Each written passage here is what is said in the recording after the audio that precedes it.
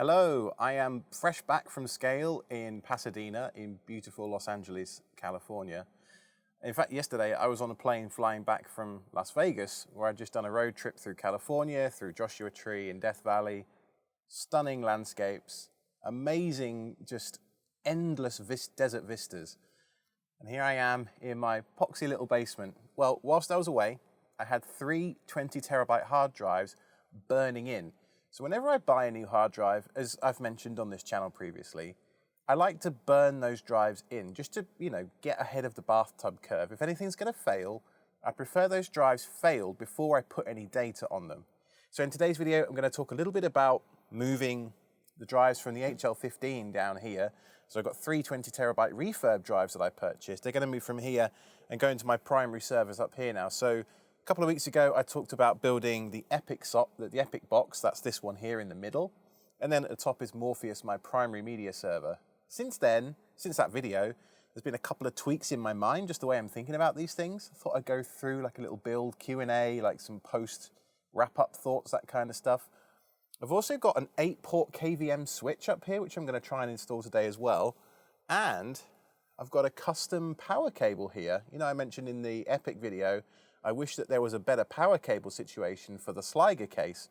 Well, I reached out to Sliger and they put me in touch with a cable manufacturer who makes custom power cables for this box, who only lives in Greensboro, just down the road from me in Raleigh in North Carolina. So I'm going to get that installed in the Sliger case today as well.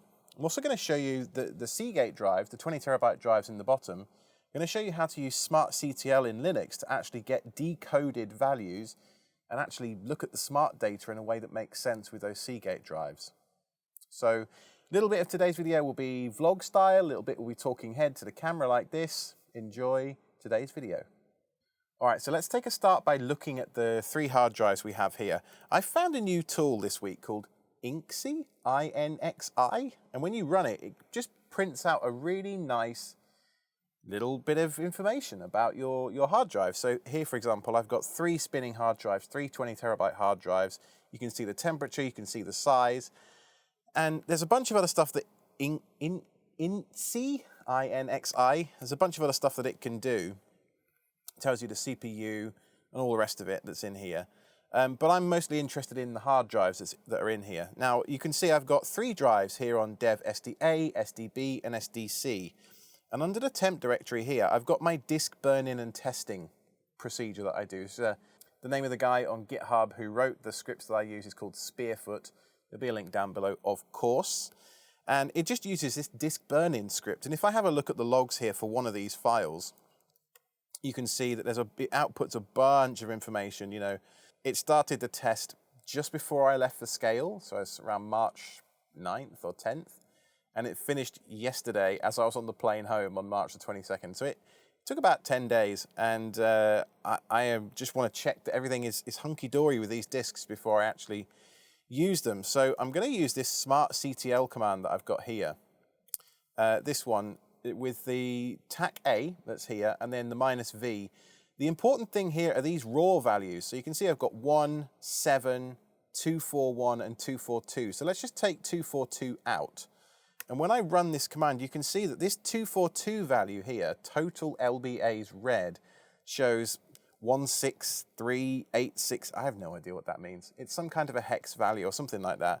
So if I actually put 242 back in again into the command, you can see I've just tacked it on the end here. You can see that I actually get a human readable number of 38. Now, I don't actually know what 38 means, but a quick Google search tells me that's within range. Now, there were a few other things on there as well. I think 7 was one of them. Seek error rate. That's obviously quite an important one to understand, as was number 1 of raw read error rate. And all of those are showing 0. And you can see the power on hours of this drive is 325 hours. These were refurb drives, so they're about $200 each for 20 terabyte drives. These are going to be the spare, if you like, in the mirror of each VDEV. So between these 2 boxes, I'm going to have 4 disks in each box running ZFS, and each of those will be split up into mirrored VDEVs. And I thought, rather than having any VDEV that contains only refurb drives, it makes sense to split up my VDEVs and have one weaker drive per VDEV as far as makes sense. So if you have those Seagate Exos drives, this is how you read them using SmartCTL. So we do need to check that all 3 drives look good. So I'm going to have a very quick look at the smart stats for each one. Pending sectors are 0, CRC is 0, raw read is 0, reallocated sectors is 0. So this one looks good. So SDA looks good. SDB, let's take a quick look at that one. 0, 0. Seek rate 0. Yeah, okay, so SDB looks good. And then finally SDC. I got a couple of these drives from Amazon, I think, and then another one came from Newegg, server parts deals on Newegg, just to try and spread out the risk a little bit between different vendors. You know how I like to do that. Raw read error rate 0, spin up time 0, 0. Reallocated sector count is 0. This drive's looking good. All right, so I think these 3 drives are looking okay. So I'm going to power off the HL15 now and open up the case and start getting things moved across to different chassis. It's so weird to me. The last time I used this camera 2 days ago, I was in Death Valley in this tripod taking pictures of Badwater Basin, and here I am in my basement doing a YouTube video for you guys. But what you can see here is one of the things I don't actually like about the HL15, and it's the fact that, you know, if I wanted to take a drive out of the rose wheel, front loading, right, real easy. Same with the Sliger, I just pull off the magnetic front cover, which is on there pretty good, you know. But if I wanted to take something out of the HL15, I have to undo the thumb screws and then push the top back and sort of balance it, you know, like this and make a bit of a mess. And there you go, I've got access to the drives. Now I know that the other cases that 45 drives make have a separate drive cover from the main sort of computer area. I kind of prefer that here, but I do understand why it is the way it is, but you know, it's just something to bear in mind. So here are the Seagate Exos drives that I purchased. You can see how I like to label pretty much everything. So I've got 3 of these 20 terabyte drives, and they are recertified. This is an Exos X22, and this one is an Exos X20. I believe that's a slightly different model year reference. I don't exactly know what the mechanical differences between those two. But the general idea, as I say, and I've got some Obsidian notes made about this, otherwise I'd totally be losing track right about now, is to make some mirrored VDEVs in each system up here. So the Sliger case, I'm going to have 4 ZFS drives in here, and there'll be a mirrored VDEV in each, and the same in Morpheus as well. And they'll just be a complete replica of each other. My HL15 actually is just going to be relegated to kind of messing about duties. Feels like a really nice system to just be messing about with, but they did send it over to me, and I feel bad selling it or giving it away or anything, because I'm going to find a use for it at some point. I just don't know what it is yet. I'm going to make a start with the Rosewell case on the top here. I should have probably made a note of which drive is in which slot, but I was in such a hurry to get this whole thing filmed and edited and out before I went to scale that I kind of didn't. So I'm going to have to go through it manually and find out which one is which. All right, there's one 18 terabyte drive. And another. And another. Somehow I got lucky there. Cool. Okay, so these 3 disks here are going to be my ZFS drives, and then all I need to do is add in the last one. So I'm just going to pick one of these 20 terabyte drives at random, I think. I'll go for one of the X20 drives.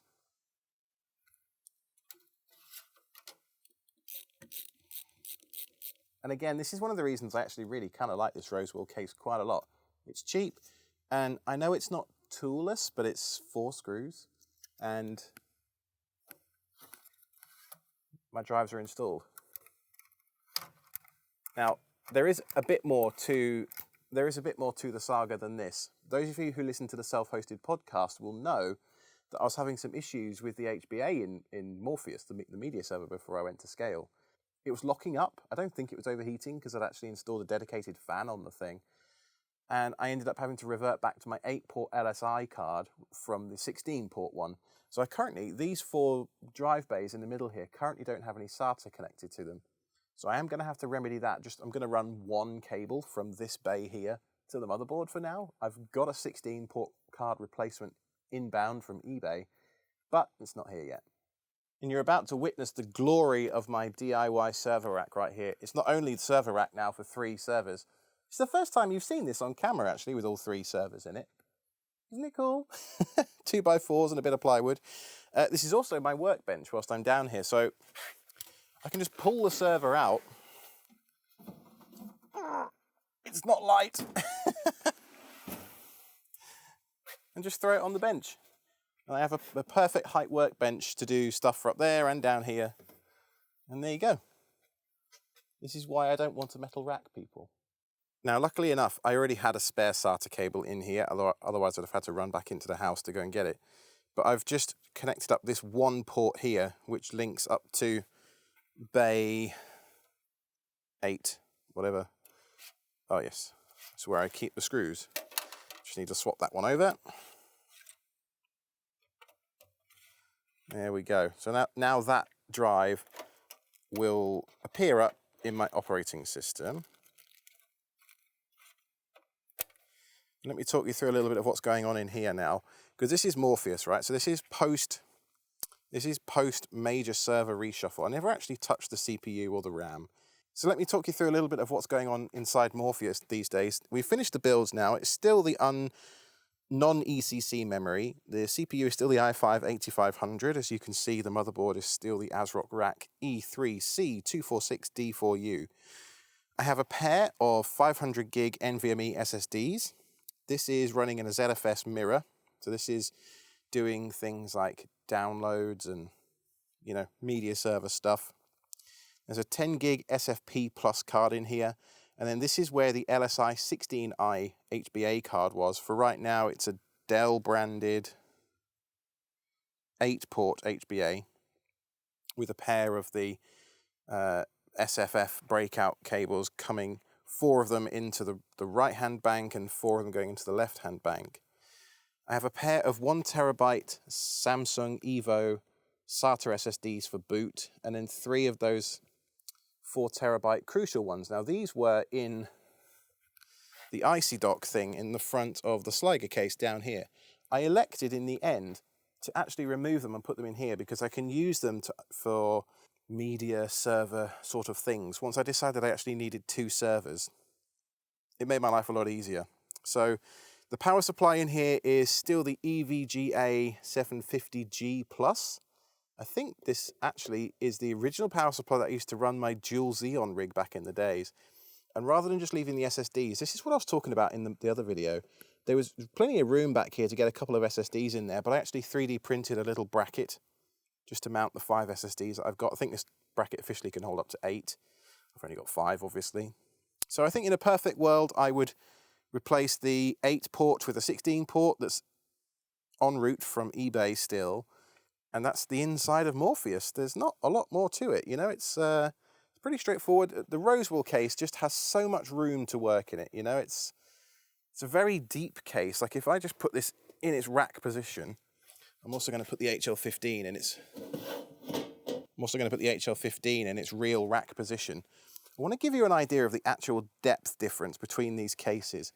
I'm going to do a full case comparison video someday in the future. You can see the HL15 is really short. The back of the Sliger case is just literally behind that 2x4 there. You can see if I put my finger in, it just touches the back right there. So that the back of this case is maybe a knuckle, a little more than a knuckle behind that 2x4. So the Sliger and the Rosewell's the longest, Sliger's a little bit shorter, but the HL15 is really very, very short compared. So if that matters to you, that could be useful. Okay, and with that drive put back into the system, ZFS should be good to go. It's time to put this back in the rack, I think. Ooh, there we go. All right, oh yes, we need to put the lid back on it as well. Probably the single biggest issue I have with the Rosewell, whilst it boots up again, is this front door here. Just loves to fall down, and so I end up just using the case keys. I 3D printed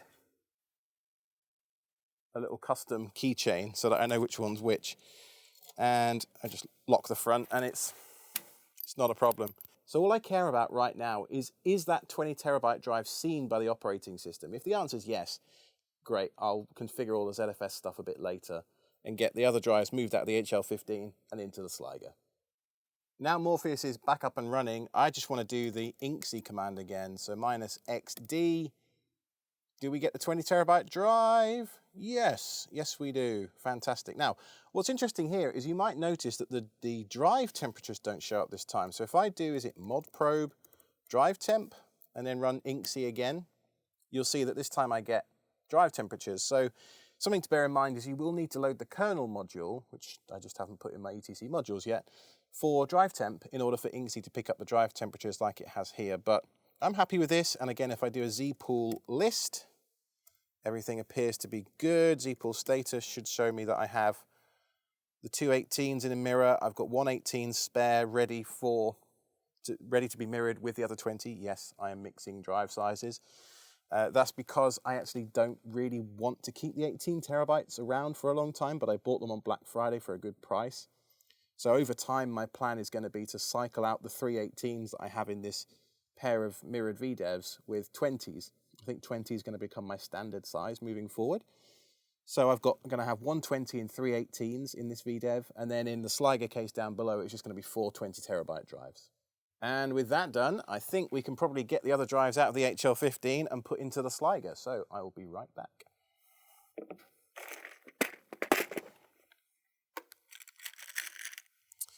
This is something about the Sliger case I didn't really talk about much in the main video.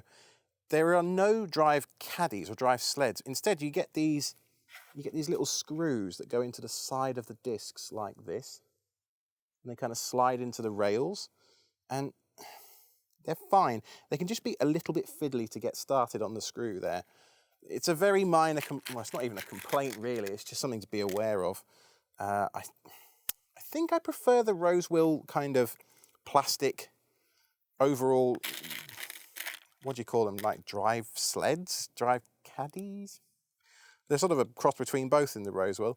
I think I prefer those if you pressed me on it, but these little things are fine. And I'm going to need to reposition the camera to show you this. So you can see I've got the four screws now in the side of each drive. And all I need to do now is unlock the locking mechanism on the Sliger, slide it across, and then I'll just put it in this slot here, I guess. And now that drive's installed. So really, I mean, compared to the HL15, which if I zoom out here, you know, yes, the HL15 is completely toolless, but it's just a little difficult. You know, I don't have rack rails or anything like that. So compared to that, I don't know.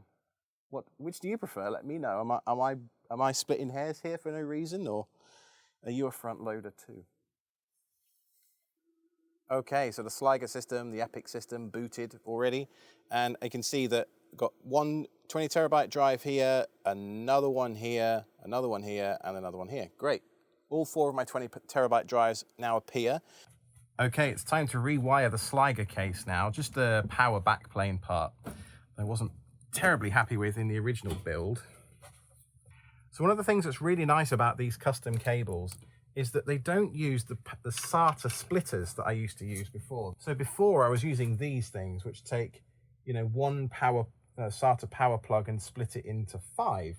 And, you know, this is what comes with the Sliger case itself. But this one, I spoke with the guy who runs the cable company, and this actually is just a 6-pin power connector designed for my modular power supply.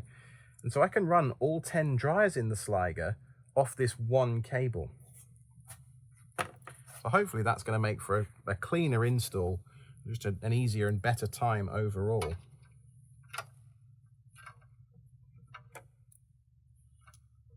You have some nice options on this cable, so you can order it with the 3.3 volt mod already done, which is nice. In my previous one I had to snip a wire, but if you order it pre-done, obviously that means you can run the shucked drives without too much of an issue. It also gives an option to do locking cables, there's sleeving options, there's all sorts of stuff.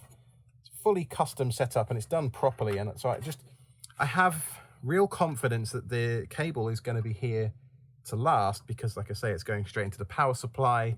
There's no cheap splitters involved or anything like that. It's a direct wired connection into the power supply. And a couple of mildly bruised knuckles later. I didn't take the fan wall out this time. I'm done, I hope. You can see here from the top-down shot just how much cleaner this looks here. Sliger, please include this cable or as an option in your website configurator. This is so much better than the thing you ship with the case. So what else do we have going on with the Sliger case since the main video? Well, I removed the IC dock. I didn't end up needing those 3 SSDs in here. I moved them back into the media server for download duties. Really, it boils down to the fact that this is my home lab box. This isn't pseudo prod. You know, the media server here, the uptime on that I want to be as high as possible because woe betide you if you come between a 3-year-old and their Peppa Pig first thing in the morning. Let me tell you, kids are the best down detector there is. So I've moved the 3 4TB SSDs from here in the IC dock back into Morpheus. I didn't end up needing the IC dock, so I sent that back. The rest of it's largely the same. I bought 1 extra NVMe SSD to go into the Asus Hyper M.2 4 bifurcated card.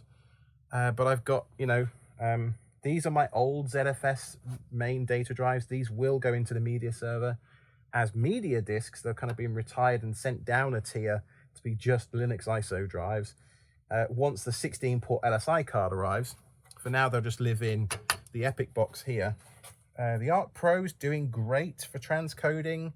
There's an HBA in here. I don't really know why, because I think I'm only using a couple of ports, especially now I've removed the IC dock, so maybe I should rewire it. I can't be bothered. I've got enough PCI bandwidth to last me for now, but oh, Alex, maybe you should do it now whilst you've got the lid off the case. Yeah, go on. It's going to lower your power consumption. So I'm going to undo these 4 SATA cables here. I think that's what they call on-the-fly decision-making, isn't it? Now, one thing I will note about this custom cable is the gentleman that sold it to me touted the benefits of locking power cables on the SATA, on the power bus. Unfortunately, it doesn't appear that the locks do anything, so just bear that in mind if you order it with that spec. So now I have these 3 spare data cables which came from the original build. I'm just going to put those in to each of these drive slots under here, which then means all I've got to find is 1 SATA cable and I can remove this HBA completely. Let's do that. Never know when you're going to need your bag of cables. There was a comment on the last video which was, came for the server build, stayed for the Ziploc bag reviews. It tickled me, that one. I think I'm going to have to remove the M.2 card. To get access.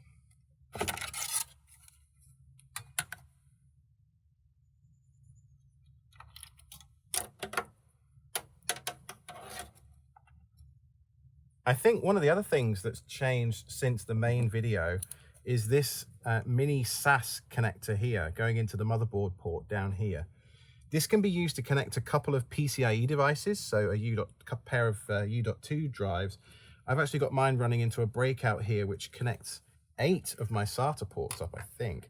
Yeah, this silver one here actually breaks out this single port here into 8. You see these silver wires down the front? That's what's connecting all the SATA devices to the motherboard.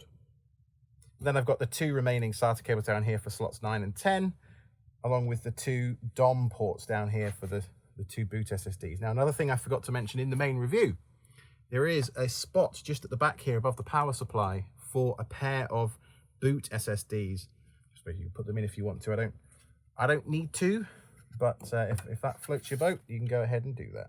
Right, it's time to remove the HBA that we don't actually need.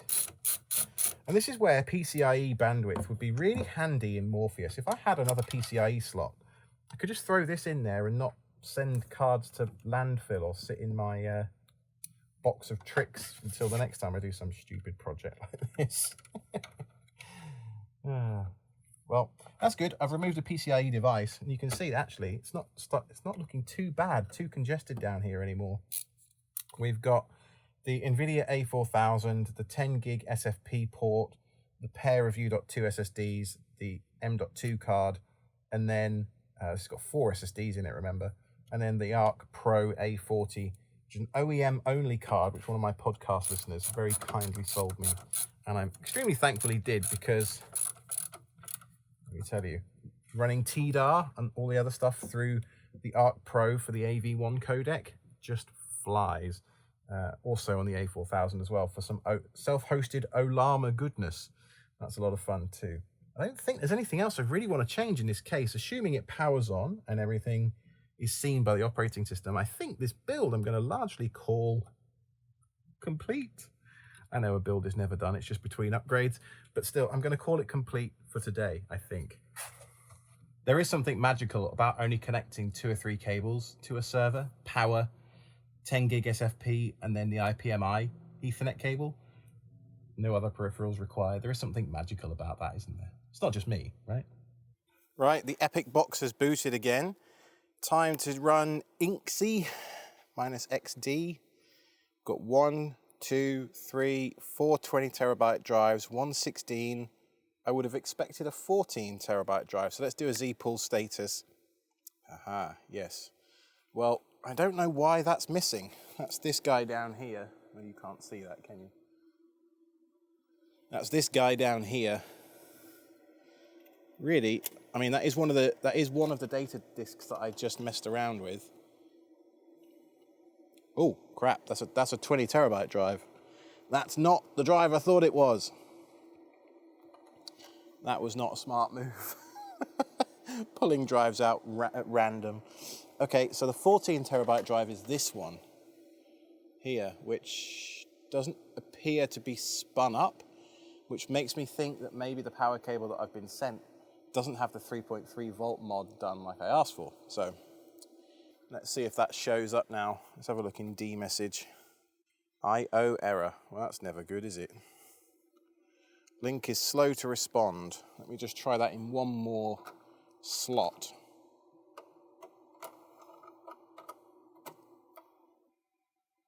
Well, it says the SATA link is up. Oh, revalidation failed. I/O error. That's not good. So that's either a power issue or a data cabling issue. And given that I just changed both things at once, I don't know which. But the fact that it's the same in both slots tells me it's probably power. Don't ever let anybody tell you that self-hosting isn't fun. I think what I'm going to do is power off the server again and just make sure that that one drive, because I'm pretty sure that was a shuck drive, make sure that that one has a dedicated cable with a 3.3 volt rail removed, just so I can eliminate that from my troubleshooting process. I don't know if that's the problem, but I guess we'll find out any minute. So I actually have here a cable from my original media service 6 years ago, where I literally just cut the wire. You can see that. I just literally cut the wire. And this is the 3.3 volt rail. And what it does is it prevents the drive from really initializing properly. It's a data center firmware reset type deal. And it's only really a problem on shuck drives, which this one was originally, I think. All right, with that one cable installed, let's boot her up again, see if the 14 terabyte drive shows up this time. Right, well, I'm not sure whether to be happy or sad at this point, because the custom cable should have had the 3.3 volt rail removed. And if I run Enquiries, we can see now that the missing 14 terabyte drive, this one here, sorry, SDD, see that now shows up as I was hoping. So I guess that means the cable I was sent doesn't have the 3.3 volt rail removed as I'd hoped. Hardware troubleshooting is super fun. Don't let anybody tell you otherwise. All right, let's get this thing buttoned up. And I think we're almost at the point where I can install that Unifi PDU now. Now, before I declare this a success, I do want to go into the Z-pool status and just check that, yeah, there we go. We've got a checksum error. That's fine. I mean, it's to be expected when a device goes missing like that. One or more devices, unrecoverable error, Z-pool replace. clear. I just want to scrub, I think. I just want to clear it. I think because we have the disc back again, and this pool actually now is redundant. I've copied all the data off this pool somewhere else, so even if I screw up here, it's not a big deal. But actually, I don't know why I started to scrub. I'm just about to turn the server off again, but it will carry on scrubbing in a minute anyway. And then when I pulled the 20 terabyte drive out on the last one as well, you can see that actually it didn't cause any issues. That was lucky, wasn't it? All right, so before I power it off one last time, let's just check we've got everything. Should be 4 20 terabyte drives. 1, 2, 3, 4, 1, 16, and 1, 14. Great, that looks perfect. So power you off, and then we'll go and power off Morpheus as well.